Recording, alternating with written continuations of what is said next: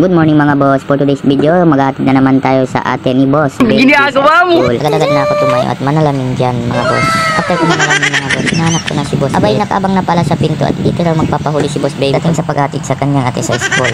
At dyan sa part na yun mga boss, kinuha ko na ang bag ni ate sa dali-dali ko na ito pinasuot sa kanya mga boss. At sabi ko ay sa kanya lang, antayin nyo muna ako dyan at ako ay magsisiyar muna mga boss. At kayo ay manonood muna dyan sa cellphone ng inyong mama. May paglabas ko ng CR mga boss.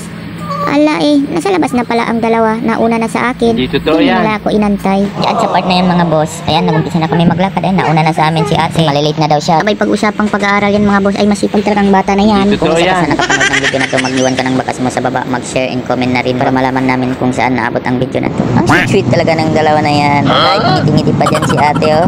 Parang excited na talaga pumasok. Sige ate, bilisan mo papa. Huwag ka na mag-video-video dyan at ako ay malilate na. Yan sa part na yan mga boss, binitiwan na yung kanyang kapatid at siya ay mauna na daw at ang bagal-bagal daw namin maglakad. Totoo yan. Yan sa kanto na yan mga boss, yan na ang papasok papuntang school nila. Sa wakas nakarating na rin kami mga boss sa school. Abay, nagulat dito si ate, ba't daw walang tao dito sa labas? Abay, sabi niya malilate na talaga ako, papa ako ay papagalitan na ng aking teacher. Abay, sinabi ko sa kanya, hindi ka pa malilate ate at tayo ay mag-antay-antay muna, baka di pa dumating ang iyong mga kaklase.